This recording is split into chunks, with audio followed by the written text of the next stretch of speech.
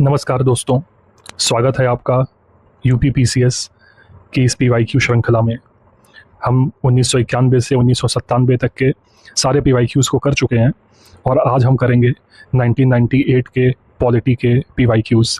अगर आपने अभी तक पॉलिटी के पीवाईक्यूज़ की इस श्रृंखला को नहीं देखा है तो इसी चैनल पर प्लेलिस्ट में जाकर देख सकते हैं। तो चलिए शुरुआत करते हैं आज के पॉलिटी के क्वेश्चन से।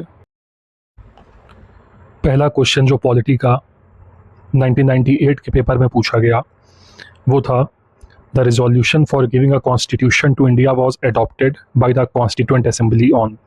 भारत को एक संविधान देने का प्रस्ताव संविधान सभा द्वारा पारित किया गया था। 4 ऑप्शन थे, जनवरी 22, 1946, जनवरी 22, 1947, फरवरी 20, 1947 और 26 जुलाई 1946। तो पहले इसका आंसर आप खुद दीजिए वीडियो को पॉज करके। इसका करेक्ट आंसर है ऑप्शन नंबर बी, 22 जनवरी 1947।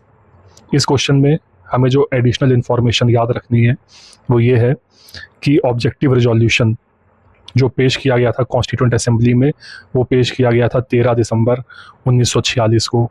और किसने पेश किया था इसे प्रेजेंट किया था हमारे भारत के पहले प्रधानमंत्री पंडित जवाहरलाल नेहरू ने।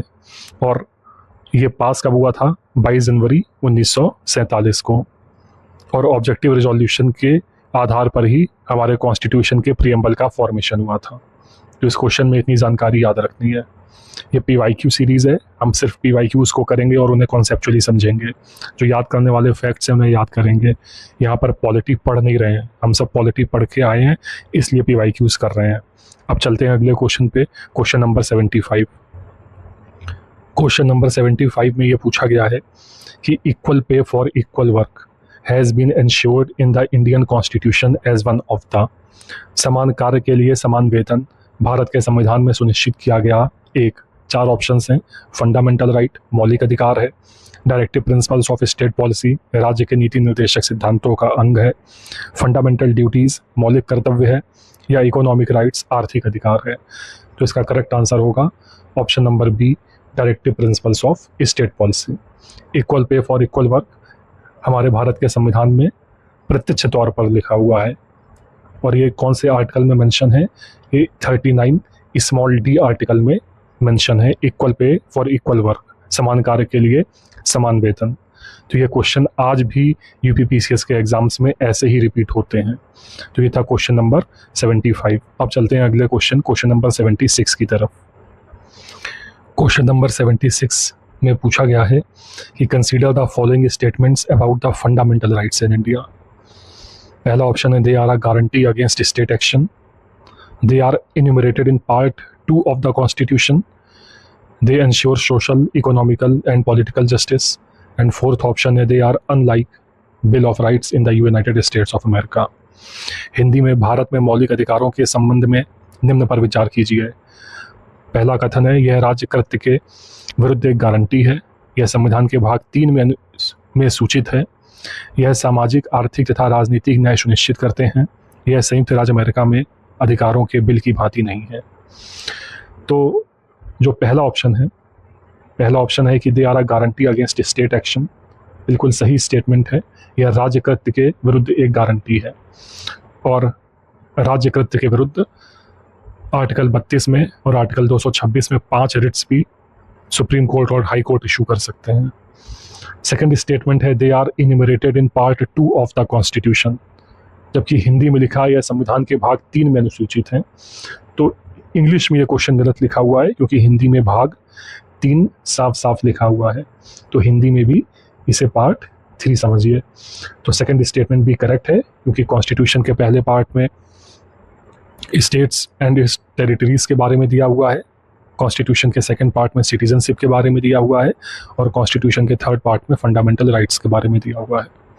ऑप्शन नंबर 3 में लिखा है, they ensure social, economical and political justice, यह सामाजिक, आर्थिक तथा राजनीतिक न्याय सुनिश्चित करते हैं। ये गलत स्टेटमेंट है क्योंकि जो फंडामेंटल राइट्स हैं वो सिर्फ पॉलिटिकल जस्टिस सुनिश्चित करते हैं, सिर्फ राजनीतिक न्याय सुनिश्चित करते हैं।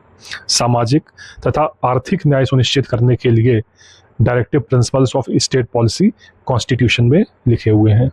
अब जो ऑप्शन नंबर 4 है कि they are unlike bill of rights in the United States of America, ये भी गलत स्टेटमेंट है, क्योंकि बिल ऑफ राइट्स जो यूनाइटेड स्टेट्स ऑफ अमेरिका में है वो भी फंडामेंटल राइट्स की बात करता है। So they are like bill of rights in the United States of America, यह संयुक्त राज्य अमेरिका में अधिकारों की बिल की भांति नहीं है, यह कथन भी गलत होगा। तो सिर्फ पहला और दूसरा कथन सही है, तीसरा और चौथा गलत है। तो इसका करेक्ट आंसर हो जाएगा option number A, first and two are correct, 1 तथा 2 सही हैं। अब चलते हैं अगले क्वेश्चन की तरफ। क्वेश्चन नंबर 77 में ये पूछा गया है कि which of the following have been recognised as fundamental right by the supreme court of India. निम्नलिखित में से किन्हें सर्वोच्च न्यायालय ने मौलिक अधिकार के रूप में मान्यता दी है। पहला ऑप्शन है राइट टू शेल्टर, आवास का अधिकार। सेकंड ऑप्शन है राइट टू ट्रैवल अब्रॉड, विदेश यात्रा का अधिकार। और तीसरा ऑप्शन है right to equal pay for equal work, समान कार्य के लिए समान वेतन का अधिकार। तो जो पहला है राइट टू शेल्टर, इसे सुप्रीम कोर्ट ने फंडामेंटल राइट या मूलभूत अधिकार मान लिया है। और सुप्रीम कोर्ट का वो हमें केस जजमेंट भी याद रखना है, उस केस का नाम था चमेली सिंह वर्सेस उत्तर प्रदेश। और राइट टू ट्रैवल अब्रॉड या जो विदेश यात्रा का अधिकार है, ये किस में मेंशन है? ये मेंशन है मेनका गांधी केस में। Maneka Gandhi versus union of India में सुप्रीम कोर्ट ने विदेश जाने के अधिकार को मूल अधिकार माना था, जबकि right to equal pay for equal work, समान कार्य के लिए समान वेतन का अधिकार, यह फंडामेंटल राइट नहीं है। ये आज भी directive principles of state policy 39 D में इसका मेंशन है। तो इसका करेक्ट आंसर क्या हो जाएगा? First and second. तो correct answer will be option number A. अब चलते हैं अगले क्वेश्चन की तरफ। अगला क्वेश्चन है क्वेश्चन नंबर 78। क्वेश्चन नंबर 78 में ये कहा गया है कि it shall be the duty of every citizen of India to protect and improve the natural environment. The above statement refers to which of the following articles of the constitution for India. Bharat के प्रत्येक नागरिक का कर्तव्य होगा प्राकृतिक पर्यावरण का संरक्षण एवं सुधार।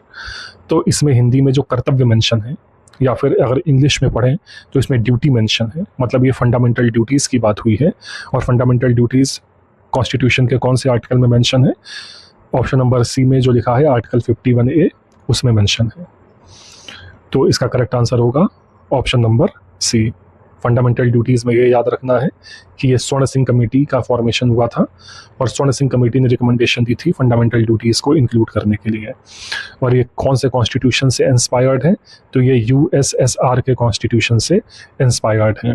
इसमें एक सवाल ये भी पूछा गया था कि स्वर्ण सिंह कमेटी ने ये रिकमेंडेशन दी थी कि सभी को वोट देने का कर्तव्य निश्चित किया जाना चाहिए, लेकिन बाद में जब फंडामेंटल ड्यूटीज़ कॉन्स्टिट्यूशन में इंक्लूड की गई तो उस वोट देने की जो ड्यूटी थी उसे इंक्लूड नहीं किया गया।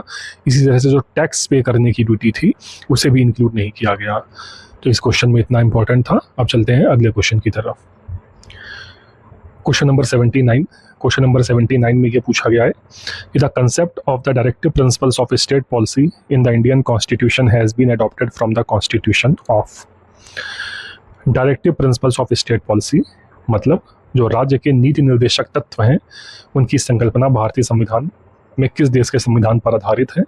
यह बात तो नर्सरी के बच्चे को भी पता होती है कि directive principles of state policy option number B Ireland के कॉन्स्टिट्यूशन से लिया गया है। आप वीडियो को पॉज करके पहले खुद आंसर दिया करिए, उसके बाद फिर करेक्ट आंसर सुना करिए। इस तरह से जो PYQs हैं उन्हें आप जल्दी जल्दी से रिवाइज कर सकते हैं। तो इसका करेक्ट आंसर होगा ऑप्शन नंबर बी। अब चलते हैं अगले क्वेश्चन की तरफ। Question number 80। क्वेश्चन नंबर 80 में ये पूछा गया है कि which is the time limit for holding election to fill the vacancy in the office of the president of India occurring by reason of his death, resignation और removal. Vacancy की बात हुई है। हिंदी में भारत में राष्ट्रपति की मृत्यु, पद त्याग अथवा हटाए जाने पर पद से हुई रिक्ति को भरने की समय सीमा क्या है? तो राष्ट्रपति का जो चैप्टर होता है उसमें हम डिटेल में पढ़ते हैं कि राष्ट्रपति अगर अपना पद छोड़ दें या उनकी डेथ हो जाए या वो रिज़ाइन कर दें या उन्हें महाभियोग प्रस्ताव द्वारा हटा दिया जाए। यहाँ पे एक इम्पॉर्टेंट इन्फॉर्मेशन के याद रखनी है कि महाभियोग का वर्णन संविधान के आर्टिकल 61 अनुच्छेद 61 में है। तो रिक्ति को भरने की समय सीमा क्या है? रिक्ति को भरने की समय सीमा 6 वर्ष है। देखते हैं ऑप्शन क्या दिए हुए हैं। 4 ऑप्शन है 1 month, 9 month, 3 month and 6 month. Correct answer होगा ऑप्शन नंबर डी, 6 मंथ, मतलब 6 माह। अब चलते हैं अगले क्वेश्चन की तरफ। अगला क्वेश्चन है क्वेश्चन नंबर 81। आप देखिए पॉलिटी के कितने सारे सवाल पूछे जाते थे और आज भी पूछे जाते हैं, और कोई भी सवाल बहुत कठिन नहीं होता है, बहुत ही फैक्चुअल नहीं होता है, सिर्फ कॉन्सेप्ट बेस्ड होते हैं। तो अगर आपका कॉन्सेप्ट स्ट्रांग है तो आप पॉलिटी के नंबर फ्री के नंबर होते हैं।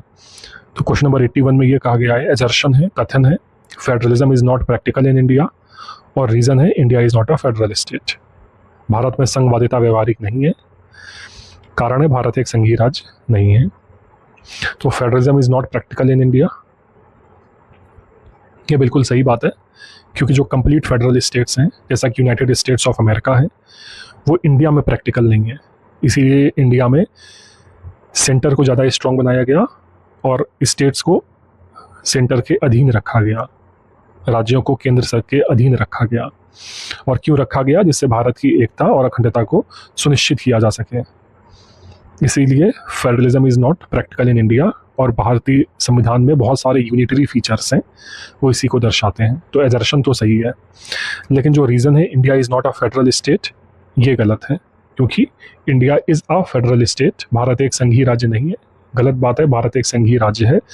नॉर्मल सिचुएशंस हैं, साधारण परिस्थितियों में हम एक संघीय राज्य की तरह ही व्यवहार करते हैं, लेकिन जब आपातकाल का समय लग जाता है,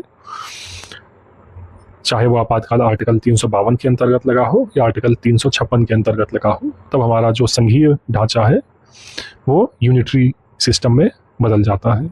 तो इसका कथन सही है, लेकिन कारण सही नहीं है। तो इसका करेक्ट आंसर होगा option number C, A is true but R is false. Assertion सही है परंतु रीजन गलत है।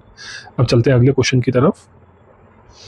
Question number 82। क्वेश्चन नंबर 82 में ये पूछा गया है कि who of the following was elected president of India unanimously.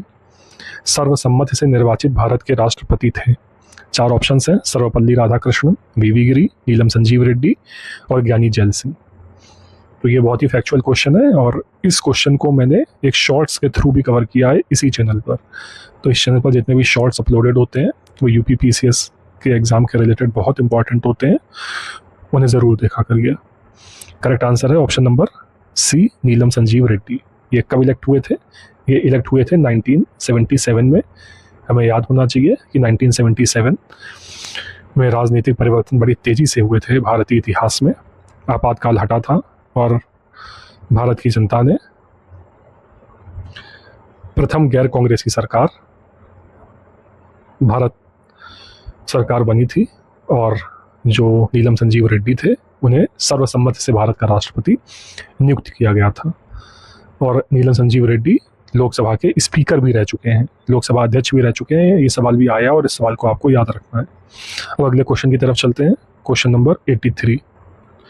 Question number 83 में ये पूछा गया है कि in giving representation to talent, experience and service in the composition of the Council of States, the Constitution makers of India were influenced by the example of। Rajya Sabha के गठन में प्रतिभा, अनुभव एवं सेवा को प्रतिनिधित्व देने में भारतीय संविधान निर्माता निम्नांकित उदाहरण से प्रभावित हुए थे। आयरिश रिपब्लिक, कनाडा, यूएसए या ऑस्ट्रेलिया। तो इसका करेक्ट आंसर है ऑप्शन नंबर ए, आयरिश रिपब्लिक, आयरिश गणतंत्र। आज भी राज्यसभा में जो भारत के राष्ट्रपति हैं वो 12 सदस्यों को नॉमिनेट करते हैं, मनोनीत करते हैं। तो जो वो फीचर है भारतीय संविधान का, वो किस देश के संविधान से लिया गया है?